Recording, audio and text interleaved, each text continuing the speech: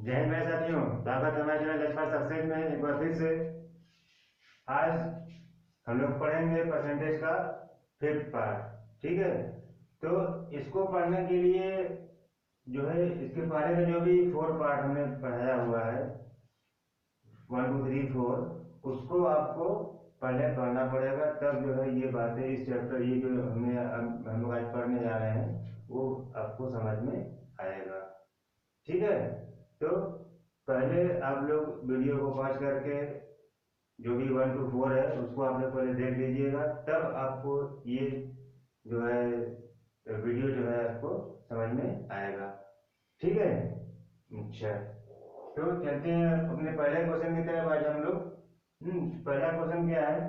पहला क्वेश्चन यही है कि किसी भी प्रश्न पत्र में 140 प्रश्न है। सिमी ने प्रथम 70 प्रश्न में 60% उत्तर सही दिए। उसे बचे हुए 70 प्रश्नों में कितने प्रतिशत सही उत्तर दे कि कुल प्रश्नों का सही उत्तर 80% हो जाए। तो कहने का मतलब ये है कि प्रश्न कुल कितना है? 140 है, उसने 70 प्रश्न कर दिए। अब 70 प्रश्न करने में जो है उसमें से 60% क्वेश्चन जो थे वो सही थे।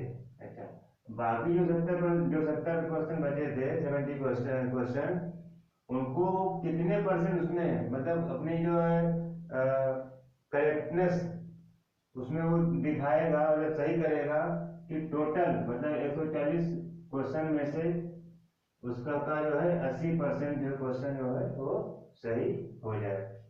ठीक है, देखते हैं पहले। तो क्वेश्चन कैसे बटा हुआ है? 70 70 में बटा हुआ है। इसका मतलब क्या होगा? ये एक और एक में बटा हुआ, मतलब 1:1 हो जाएगा ये। अच्छा, अब जो पहला क्वेश्चन है, पहला फर्स्ट पार्ट जो 70 पार्ट है उसमें जो कितना सही है वो 60% सही है। इसका मतलब क्या हो गया? जो वन क्वेश्चन है फर्स्ट पार्ट उसमें जो 60% जो है वो सही है। कितना हो जाएगा? 60% हो जाएगा, 60 हो जाएगा ये।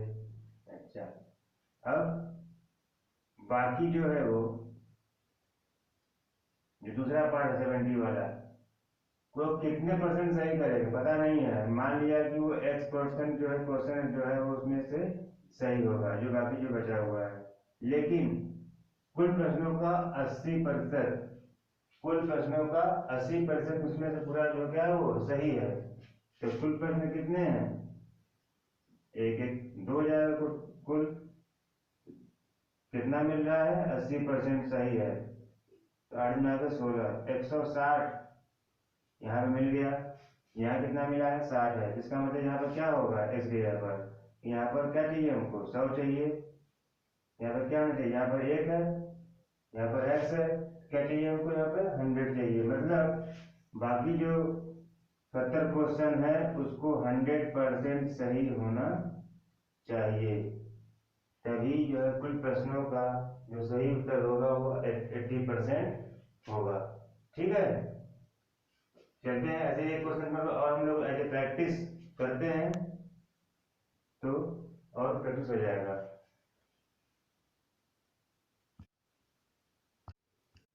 तो देखते हैं अगले प्रश्न में क्या है। अगला प्रश्न भी बस वही है, सेम क्वेश्चन है, थोड़ा सा कुछ जो डिजिट है वो हल्का सा चेंज हुआ है, लेकिन बाकी सब कुछ वही है। इसमें है क्या कि कुल कितने प्रश्न है? 120 प्रश्न है। तो जग्गू ने प्रथम 60 प्रश्न में से जो है 70% जो है वो सही कर दिया। तो 60 यहाँ भी जो है 60 60 में बांट दिया गया, एक ही 60 है, बचे हुए 60 प्रश्नों को कितने से कर दे। तो 60 कितना हो जाएगा? कर जाएगा, क्या मिलेगा हमको? 1:1 मिल जाएगा। ठीक, अच्छा, तो ये फर्स्ट जो क्वेश्चन है 60 प्लस, उसमें कितना सही है? 70% सही है। तो 1 × 70 इक्वल टू 70 हो जाएगा। अच्छा, अब जो दूसरा 60 है उसको कितने प्रतिशत वो सही करेगा पता नहीं है, तो क्या करेंगे? 1 × X% कर देंगे, पता नहीं है। लेकिन कुल प्रश्नों का सही उत्तर कितना होना चाहिए? 75%। मतलब कुल प्रश्न कितने थे? एक यहाँ एक यहाँ, मतलब कुल प्रश्न कितने हो जाएंगे? 2। जो हमको कितने चाहिए 75% चाहिए, हमको क्या करेक्टनेस चाहिए, सही चाहिए। इसका मतलब कितना हो जाएगा 75 इंटू 2, 75 गुना के 150। अब 150 यहाँ है, 70 यहाँ है, तो कितना कम है इससे 80 कम है, तो 70 और 80 150 हो जाएगा। यहाँ पर 1 है, तो 1 इंटू एस इक्वल टू 80 है, तो एस इक्वल टू क्या मिल जाएगा 80। मतलब अगर जो बचे हुए क्वेश्चन है, मतलब 60 जो प्रश्न बचे हुए हैं, उनमें से अगर वो 80%, 60 का 80% अगर वो सही कर देगा, तो टोटल उससे भी प्रश्नों का 75% जो है वो सही हो जाएगा। ठीक है, चलते हैं क्वेश्चन की तरफ हम लोग। अगला क्वेश्चन है, एक व्यक्ति अपनी आय का 80% खर्च करता है। यदि उसके आय तथा खर्च में 25% तथा 15% की बढ़ोतरी की जाए तो उसके बचत में क्या बदलाव होगा। तो पहले जो उसकी आय था उसका 80% वो खर्च करता था, तो 80% को क्या लिख सकते हैं हम लोग 4/5। यदि देंगे 4/5, हम ये कह सकते हैं कि वो उसका जो इनकम है वो 5 है, और वो खर्च कितना कर रहा है, वो 4 खर्च कर रहा है, ये नहीं कर रहा है 80% खर्च कर दे रहा है। तो ये उसका क्या हो जाएगा, इनकम हो जाएगा, ये उसका क्या हो जाएगा एक्सपेंडिचर, खर्च हो जाएगा। तो इनकम कितना था उसका 5 था, अब 5 में कितनी की बढ़ोतरी हो गई है 25% की, तो 5 से 25% की बढ़ोतरी हो गई है, कितना हो जाएगा 125 हो जाएगा। ठीक है, अब इनकम कितना था, सॉरी एक्सपेंडिचर खर्च कितना था 4 था, अब 4 पे कितना बढ़ोतरी हो गया 15% का, ये कितना हो जाएगा 60। तो अब ये इनकम हो गया है और ये खर्च हो गया है, तो बचत कितना का होगा, ये इनकम है खर्च है, कितना हो जाएगा बचत 65 का। किस पे, ये 5 था, यहाँ पर 4 है, एक क्या बचेगा एक, ये इनकम था, ये खर्च था, तो सेविंग कितना होगा 1 हो जाएगा। 1 इंटू x% देखेंगे तो क्या मिलेगा हमको यहाँ से, x% इक्वल टू क्या मिल जाएगा हमको 65। मतलब उसके बचत में 65% का बदलाव हो जाएगा। ठीक है, बस ऐसा ही एक क्वेश्चन और हम लोग कर लेते हैं as a practice. Next question लिखते हैं। नेक्स्ट क्वेश्चन है वही सेम है, बस यहाँ पर डिफरेंट हो गया है डिजिट। एज ए प्रैक्टिस, एक व्यक्ति अपनी आय का 37 से 1/2% खर्च करता है। यदि उसके आय तथा खर्च में क्रमशः 12% या 15% की बढ़ोतरी हो जाती है तो उसके बचत में क्या बदलाव होगा। ठीक है, तो क्या लिखा है 37 से 1/2, 37 से 1/2 हम लोग क्या लिख सकते हैं 3/8। ठीक, अगर इसका निकालेंगे फ्रैक्शन जो पहले वीडियो मैंने बताया है वो हो जाएगा, कितना हो जाएगा 3/8। अब ये उसका क्या हो जाएगा इनकम हो जाएगा, मतलब आय हो जाएगा, ये इसका खर्च है एक्सपेंडिचर है। ठीक है, ये खर्च है और ये आय है। ठीक, अब तो कह रहा है कि जो आय है, आय में कितनी वृद्धि हो रही है 12% की, तो 12 का गुणा कर देंगे इसमें। ठीक, अब कह रहा है कि एक्सपेंडिचर में कितनी वृद्धि हो रही है 15% की, तो एक्सपेंडिचर कितना है 3 है, 15% की वृद्धि हो रही है इस पर, तो 15%, तो 12/96 हो जाएगा 96, और 15 3 जा 45। अब टोटल बचत में क्या बदलाव होगा, जब 8 इनकम था 3 खर्च रुपये बचे, कितना 5 बचेगा उसका बचत, कितना बचेगा परसेंट पता नहीं है अभी, मान लिया कि वो जो है x% का बदलाव भी होगा। अच्छा, अब यहाँ पे कितना है 96 है 45 है, तो 6 में से 5 जाएगा, बचेगा 1, ये बचेगा 51। ठीक है, तो अब 5 इंटू x% इक्वल टू 51 हो गया, तो x इक्वल टू क्या हो जाएगा 51/5 डिवाइड करेंगे, 5×10 50, 1/5%, मतलब 10 होल 1/5% का उसमें बदलाव उसके बचत में हो जाएगा। ठीक है, अगले क्वेश्चन की तरफ हम लोग।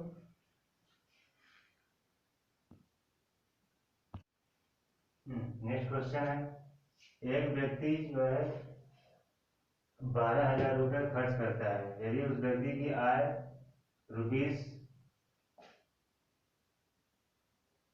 ₹16,500 है, यदि उसके आय तथा खर्च में क्रमशः 12% तथा 15% की वृद्धि हो तो उसके बजट में क्या परिवर्तन होगा। ठीक है, क्वेश्चन सेम है करीब करीब, बस ऐसे प्रैक्टिस करने दिया हुआ है। तो खर्च कितना कर रहा है, 12,000 रुपये। पहले क्या देता था कि इतना इतना भाग जो है 3/4 या 80% या 70% वो खर्च करता था। इसमें क्या दिया हुआ है, 12,000 रुपये खर्च करता है, जबकि उसकी आय जो है वो 16,500 है। अच्छा, तो 12,000 और ये 16,500 है, तो इसका ये निकाल लेते हैं कि कितना परसेंट ये सब खर्च कर रहे हैं। इसका जो फ्रैक्शनल पार्ट निकाल ले रहे हैं हम लोग, 0 0 कट जाएगा, 15/120, 15 एकम 15, 15 8/11, मतलब ये इसका इनकम हो जाएगा और ये इसका एक्सपेंडिचर हो जाएगा। ये खर्च हो गया और ये इसका आय हो गया। अब क्या कह रहा है, उसके आय में वृद्धि कितनी की हुई है, 12% की। तो आय कितना था, 11 था, 12% की वृद्धि हो गई है, तो 12 × 11 हो जाएगा 132। अब उसमें बचत में सही खर्च में वृद्धि 15% है, खर्च कितना था, 8 है, 8 पे जो है 15% का 32 हो गया, 15/120। ठीक, तो बचत कितना हुआ है, 3 का, 8 आया था, खर्च 8 हो गया, बचे कितना, 3। x% मान लिया कि जो है x% है, तो कितना आ जाएगा, 2 1 12। तो जब x% कितना आ जाएगा, x% equal to 12/3 equal to 4%, मतलब उसके बचत में 4% का अंतर आ जाएगा अगर ऐसा होता है तो। ठीक है, कहते हैं अगले क्वेश्चन की तरफ हम लोग। अगला क्वेश्चन है, यदि आयकर 19% बढ़ जाता है तो उसके वास्तविक आय में 1% की कमी हो जाती है। आय 1% कम हो जाती है, तो आयकर का दर ज्ञात करिए। तो इसका कहने का मतलब यह है कि अगर हमारा इनकम टैक्स बढ़ जा रहा है तो जो उसका नेट जो उसका इनकम है वो क्या हो जा रहा है, 1% कम हो जा रहा है। इसका मतलब ये है कि आयकर का 19% और नेट इनकम का 1% दोनों बराबर है। क्यों, क्योंकि इतना ही बढ़ रहा है तो इतना कम हो जा रहा है। इसका मतलब क्या है कि 19% इनकम टैक्स का 19% बराबर है वो नेट प्रॉफिट के 1% के बराबर है। ठीक है, अच्छा, यहाँ हमको क्या मिलेगा, अगर हम ये करो इनकम टैक्स अपॉन अगर नेट प्रॉफिट कर दें तो क्या मिल जाएगा, 19 यहाँ भाग जाएगा तो 1/19 हो जाएगा। ठीक है, तो net profit net income net income है,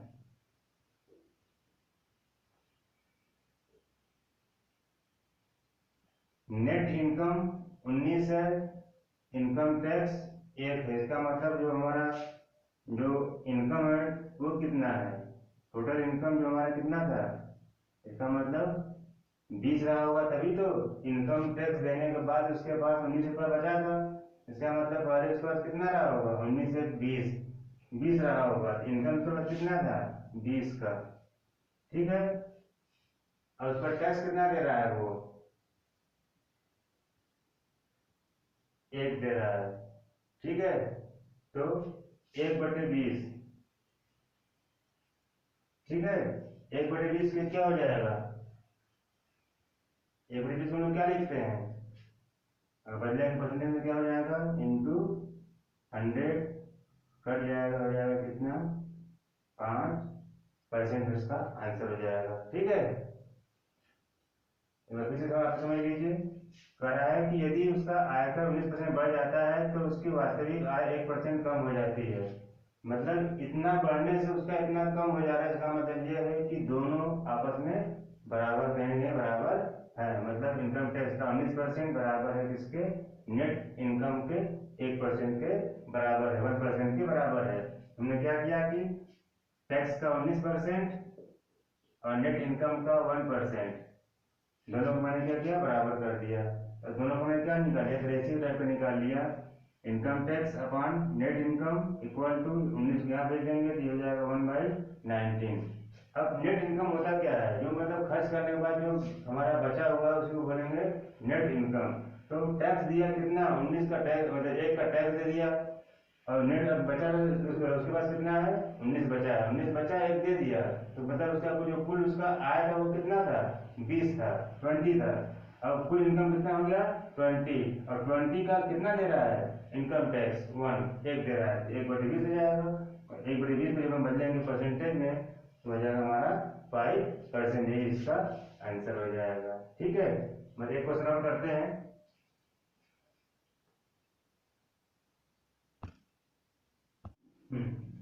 नेक्स्ट अगला क्वेश्चन हमारा है, यदि आयकर इतना बढ़ जाता है 33 आयकर हमारा बढ़ जाता है तो जो वास्तविक आय जो नेट इनकम है उसका वो इतना परसेंट, मतलब 12 कम हो जा रहा है। तो आयकर का रेट हमको निकालना है, the rate of interest, the rate of tax यहाँ पर है, इस क्या होगा, टैक्स क्या होगा। ठीक, तो आयकर का इतना बढ़ जाता है, कहना मतलब ये है कि आयकर का इतना % बढ़ना और वास्तविक आय का इतना % कम होना, दोनों आपस में बराबर है। तो जितना बढ़ जितना कम हो जा रहा है, इसका हम दोनों बराबर आपस में। तो इनकम जो टैक्स है उसका जो है 33 होल 1/3 हम क्या लिखते हैं, 33 होल 1/3 को हम लिखते हैं 1/3, यहाँ भी क्या लिख देंगे 1/3 भी लिख सकते हैं। अच्छा, इनकम टैक्स का, और जो हमारा नेट इनकम है उसका कितना कम हो रहा है 12.5%, तो 12.5% हम क्या लिखते हैं 1/8 लिखते हैं, इसको लिखेंगे 1/8।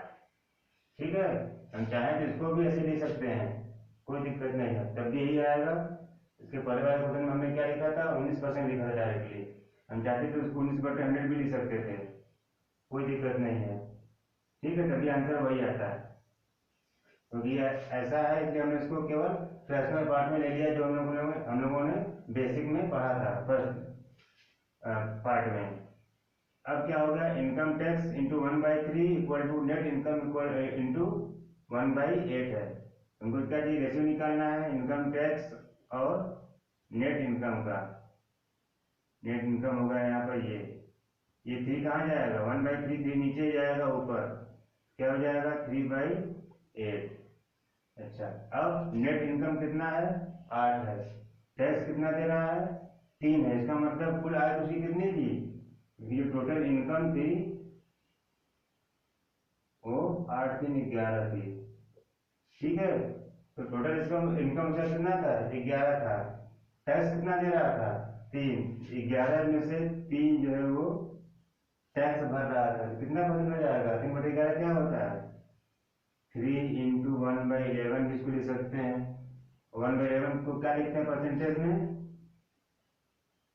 3 इंटू 9 होल 1/11 लिखते हैं। ठीक है, जब ऐसा आता है तो जो नंबर होता है इसका इंटू इसमें करते हैं, इसी नंबर का इंटू इसमें करते हैं, तो कितना हो जाएगा 327 हो जाएगा, 3 बन जाए 3/11, मतलब 27 सही 3/11, 27 और 3/11% का जो रेट है उसका इतना % उसका इनकम टैक्स का रेट है। ठीक है, तो बस आज के लिए इतना ही है।